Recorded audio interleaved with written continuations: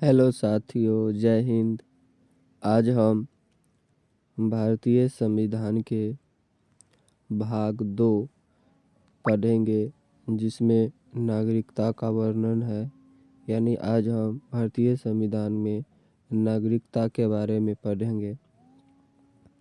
तो चलिए देखते हैं। पहला पॉइंट है, कोई भी देश अपने मूल निवासियों को कुछ विशेष अधिकार देता है। इन अधिकारों को ही नागरिकता कहते हैं, यानी कि नागरिकता कहा जाता है। तो नागरिकता हम किसे कहेंगे?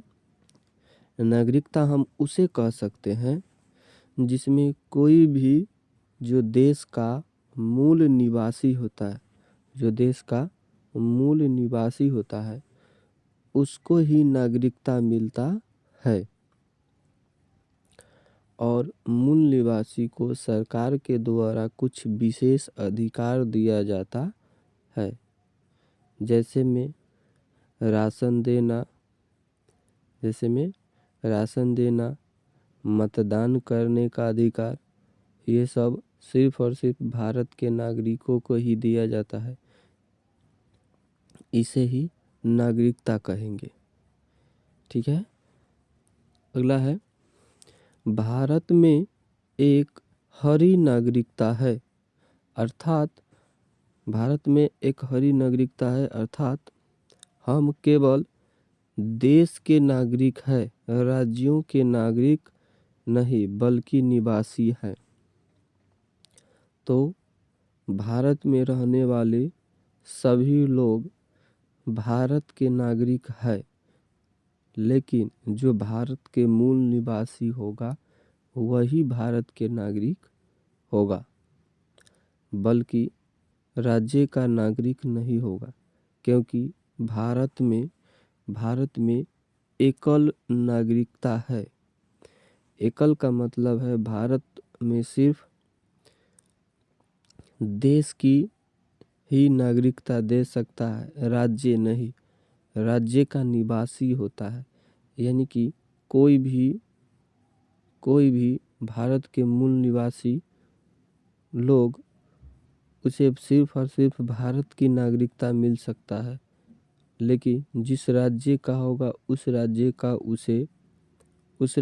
उसे निवासी माना जाता है, नागरिक नहीं। क्योंकि राज्य नागरिक का अधिकार नहीं देता है, वो निवासी का अधिकार देता है। ऐसा करते हैं, आप लोग समझे होंगे। ठीक है। तो आगे देखते हैं। नोट में देखते हैं। पहला पॉइंट है, भारत में नागरिकता ब्रिटेन से लिया गया है। यानी कि जो भारतीय संविधान है, जो भारत का संविधान है, उसमें नागरिकता ब्रिटेन के संविधान से लिया गया है। कहने का मतलब है कि भारत के संविधान में नागरिकता नहीं था। नागरिकता ब्रिटेन के संविधान से लिया गया है और भारत के संविधान में जोड़ दिया गया है। तो क्वेश्चन पूछा भी जाता है कि भारतीय संविधान में नागरिकता किस देश से लिया गया है? तो नागरिकता ब्रिटेन से लिया गया। नागरिकता कहाँ से लिया गया? तो ब्रिटेन से लिया गया है। दूसरा पॉइंट में है,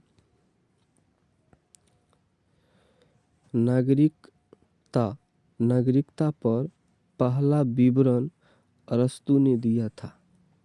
यानी कि जो नागरिकता है, यह नागरिकता पर पहली बार विवरण यानी चर्चा अरस्तू ने किया था। तो क्वेश्चन पूछा जाएगा, नागरिकता पर पहला विवरण किसने दिया? तो अरस्तू ने दिया था। उसके बाद है 3 नंबर में कहता है, नागरिक होने के कारण पैन कार्ड, आधार कार्ड दिया जाता है। यानी कि भारत में पैन कार्ड, आधार कार्ड उसी को होगा जो भारत का मूल निवासी, भारत का मूल नागरिक होगा। उसे ही पैन कार्ड, आधार कार्ड और मतदान का अधिकार होगा। ठीक है, तो एक बार बता देते हैं कि क्वेश्चन पूछा जाएगा नागरिकता किस देश से लिया गया, तो ब्रिटेन से लिया गया। नागरिकता शब्द का पहले बार विवरण किसने किया था, तो अरस्तु ने किया था।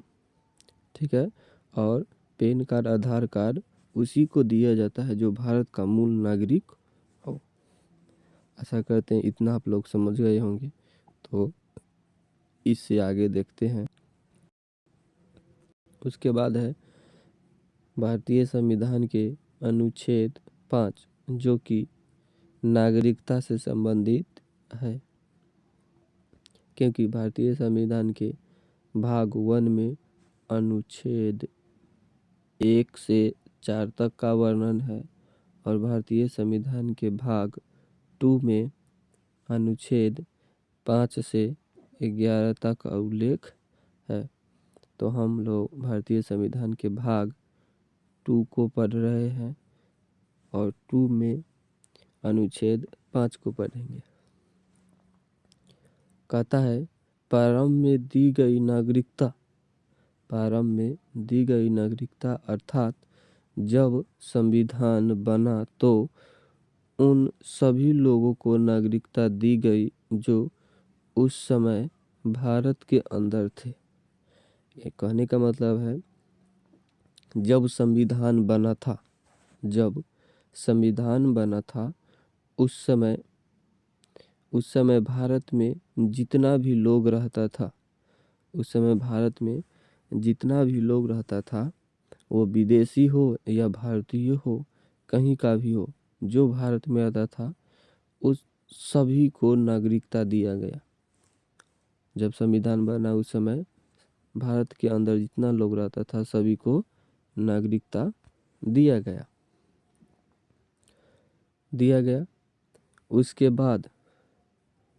उसके बाद नागरिकता उन्हीं लोगों को दिया गया जो भारत के मूल निवासी हो, उन्हीं को नागरिकता दिया गया। जो विदेशी हो उनको नागरिकता नहीं दिया गया। अगला है भारतीय संविधान का अनुच्छेद 6। इसमें कहता है पाकिस्तान से भारत में आए लोगों का नागरिकता लेकिन ऐसे व्यक्ति का पंजीकृत होने के लिए 6 माह तक भारत में निवास आवश्यक है, किंतु यदि वह संविधान बनने के बाद आएंगे तो नागरिकता नहीं मिलेगी। यानी कि भारतीय संविधान के अनुच्छेद 6 में कहा गया कि भारत में पाकिस्तान से भारत में आए जितना भी लोग उनको पंजीकृत के तहत अगर भारत में 6 महीने यानी कि 6 माह रहते हैं तो उसे भारत की नागरिकता दे दी जाएगी। लेकिन अगर वह संविधान बनने के बाद आएंगे तो उन्हें नागरिकता नहीं मिलेगी। यानी कि यह रूल 19 जुलाई 1948 को बना था।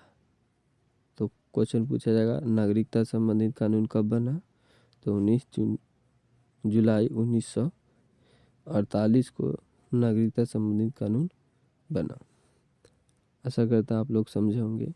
तो आगे देख, उसके बाद है भारतीय संविधान के अनुच्छेद 7 में कहता है स्वतंत्रता के बाद भारत से पाकिस्तान चले गए ऐसे व्यक्ति जो संविधान बनने से पहले लौट आए तो उन्हें नागरिकता दे दी जाएगी। यानी कि जब भारत आज़ाद हुआ था उस समय बहुत सारा लोग भारत से पाकिस्तान चले गए। तो जब पाकिस्तान चले गए तो भारतीय संविधान के अनुच्छेद 7 में कहा गया कि जितना भी लोग स्वतंत्रता के समय भारत से पाकिस्तान चले गए उन सभी लोग यानी कि व्यक्ति भारत के संविधान बनने से पहले अगर लौट कर आ जाते हैं तो उन्हें नागरिकता भारत की दी जाएगी, यानी कि उन्हें भारत की नागरिकता दे दी जाएगी। यानी क्वेश्चन पूछा जाएगा कि स्वतंत्रता के बाद भारत से पाकिस्तान में गए लोग को नागरिकता भारत आने पर दे दी जाएगी, इसका उल्लेख भारतीय संविधान के किस अनुच्छेद में है? तो अनुच्छेद 7। अगला पॉइंट है, कहता है अनुच्छेद 7 में प्रावधान है कि जिस व्यक्ति ने 1 मार्च 1947 के पश्चात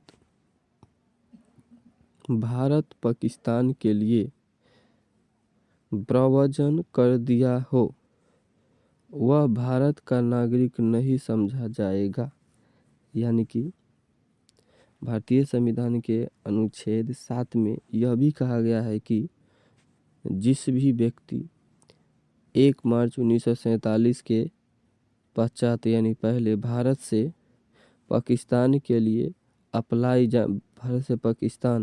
जाने के लिए अप्लाई कर दिया था, उन्हें भारत का नागरिकता आने पर भी नहीं दिया जाएगा। किंतु यदि वह अस्थायी रूप से भारत लौटने के लिए अनुमति लेकर वापस आए तो उन्हें नागरिकता दे दी जाएगी। यानी नागरिकता के संबंध में विचार किया जाएगा।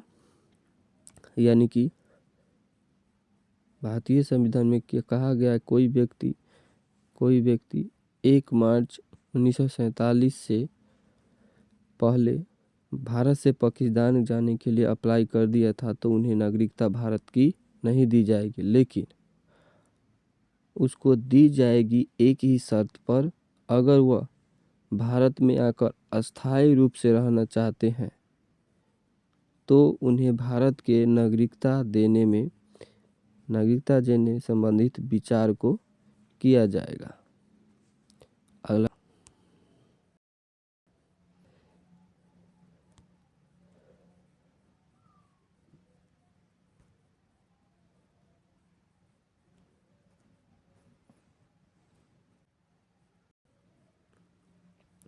अनुच्छेद 11 में